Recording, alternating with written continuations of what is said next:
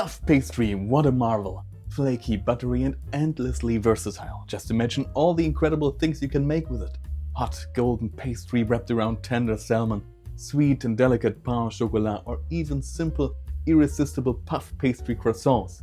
Once you have the dough, the possibilities are nearly endless. Now making your own puff pastry? It might sound like a challenge, but trust me, it's easier than you think when you know the right technique. Of course, there are plenty of little mistakes you can make along the way, and believe me, my friends, I've made them all. But that's exactly why we're here, so you don't have to. So let's figure this out together and learn how to make your own puff pastry from scratch.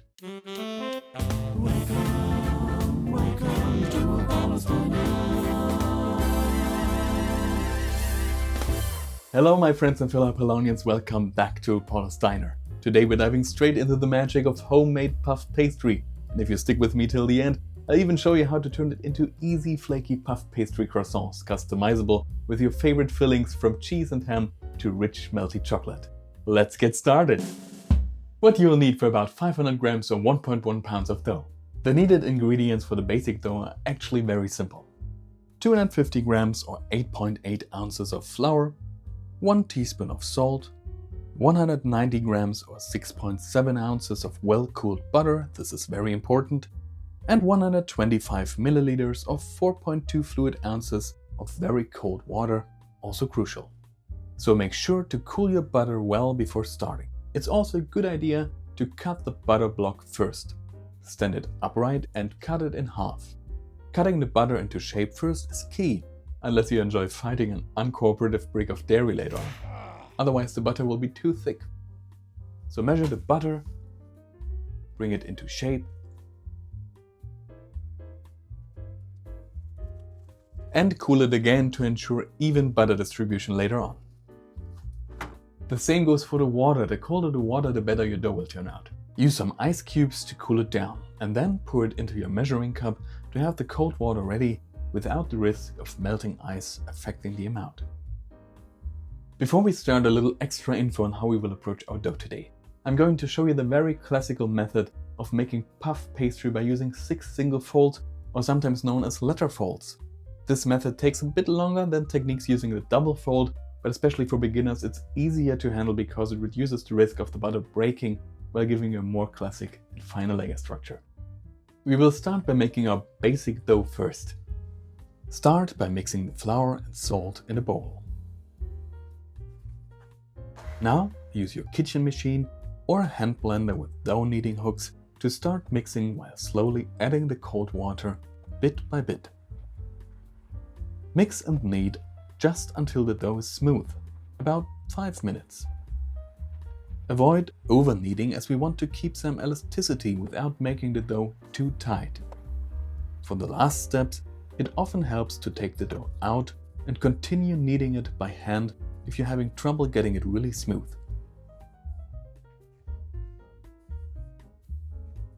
Now wrap it in cling film and pop it into the fridge for about 2 hours.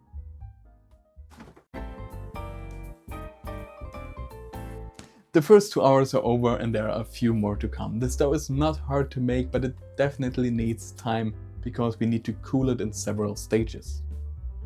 So now let's sprinkle some flour onto your table and roll our basic dough into a kind of square or rectangular shape. Don't roll it too thin, aim for about half to 1 centimeter or 0.2 to 0.4 inches in thickness. Before we start using our well-cooled butter, it is important to pound or temper it until it is pliable but still cool. Put it between some cling film and use your rolling pin to pound it into shape. Think of a Play-Doh-like texture. This step is crucial so we can laminate it into our dough without risking the butter breaking. If you were to use the whole butter block straight from the fridge, it would be too hard and thick and you'd risk it oozing out of the dough. If the butter got too warm while working, just pop it back into the fridge for a few minutes.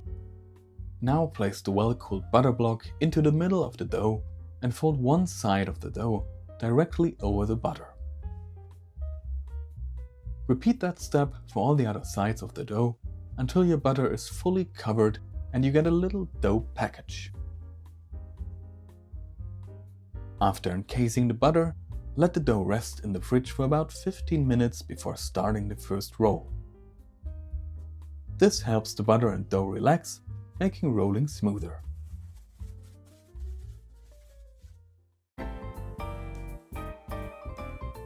Now we begin the laminating process, which means that we will fold the butter in layers into the dough.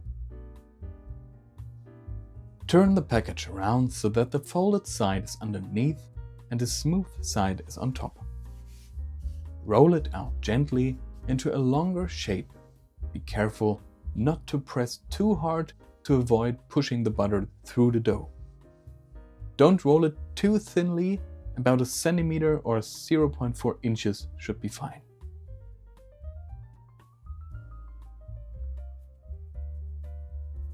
Now, fold a third of the dough toward the middle and then fold the other third over it. That fold is called a single fold. Flip the dough, rotate it 90 degrees so the open edges are facing you again. Now roll it out again and repeat the same fold, one third to the middle and the other third over it. You've now completed the first two folds. Time to let it rest. To keep track of how many turns you've done, you can press small dots into the dough with your fingertips. That way, you'll always remember where you left off. Wrap the dough up and pop it into the fridge for another 2 hours.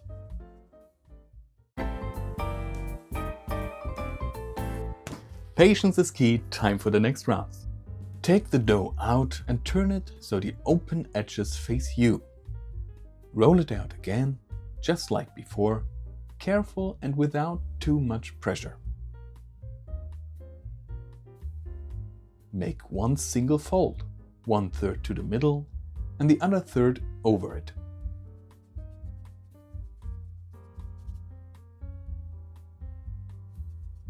Rotate the dough 90 degrees so the open edges are facing you again. Roll it out again.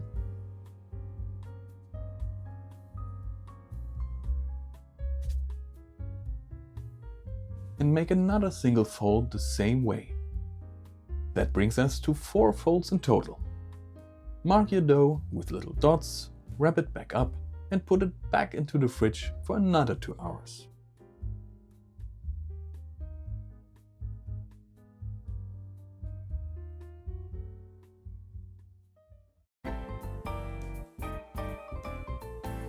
And now we move on to the final 2 folds.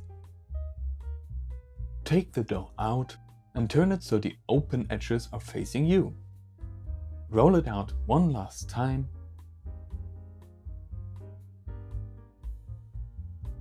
Make a single fold.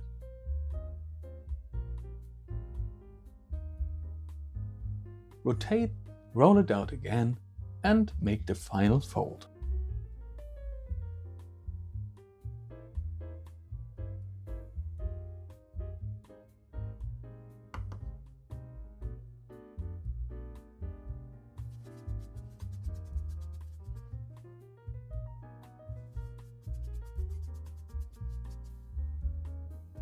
Now you've completed all 6 folds. Mark your dough, wrap it up and pop it back into the fridge for at least 1 more hour before rolling it out for use.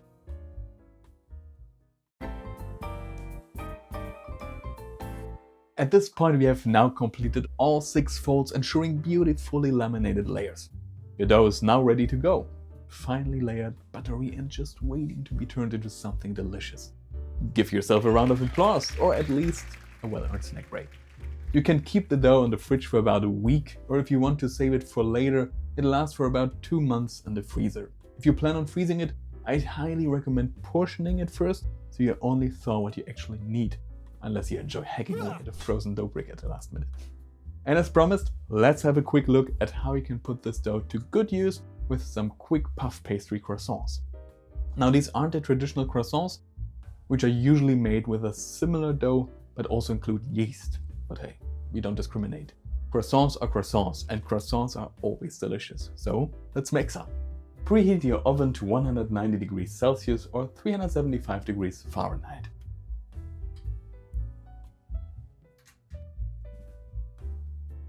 Now let's roll out your dough into a rectangle, not too thin, about half a centimeter or roughly 0.2 inches.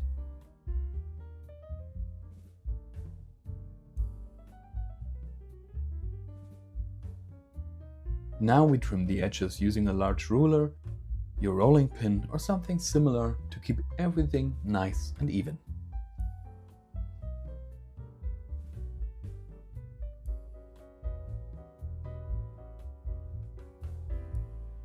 Cut the dough into several regular triangles using a pizza cutter or a sharp knife.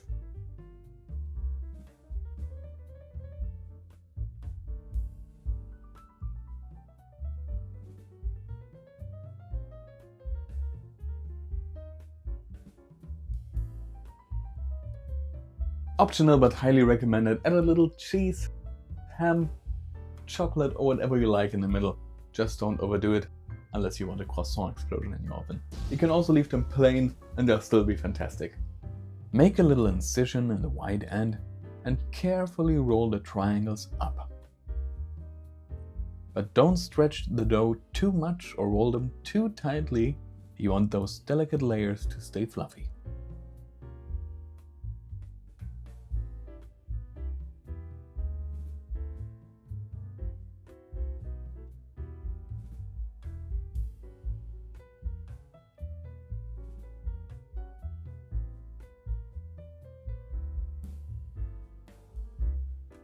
Now place them seam side down on a baking sheet lined with parchment paper.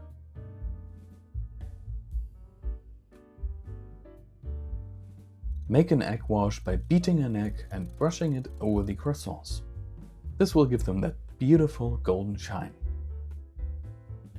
Place a small heat-resistant bowl filled with water directly on the floor of your oven. The steam will help the croissants bake more evenly and achieve a beautifully flaky texture. It's time to put them in the oven. Bake them for about 20 minutes, but keep an eye on them, every oven is a bit different.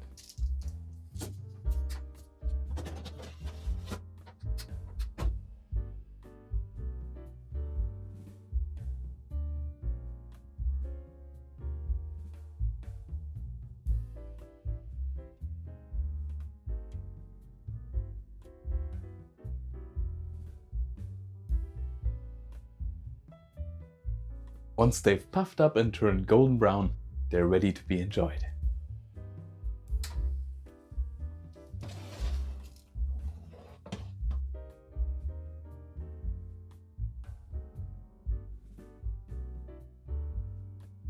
And let me tell you, they're best enjoyed fresh. That first bite of a warm, flaky croissant.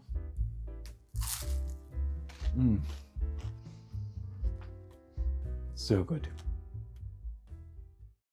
And there you have it, my friends. Homemade puff pastry, flaky, buttery and ready to turn into all sorts of delicious creations. Whether you make croissants, tarts or just snack on a buttery bite straight from the oven, this dough is a game changer. I hope you enjoyed this little pastry adventure. If you give it a try, let me know how it turned out in the comments. I'd love to hear from you. And of course, if you enjoyed this video, please don't forget to hit that like button and subscribe for more delicious recipes from Paula's Diner. Also check out this cool content right here. Until next time, my friends and fellow Polonians, stay inspired and creative. Thank you for watching, and I'll see you in the next video.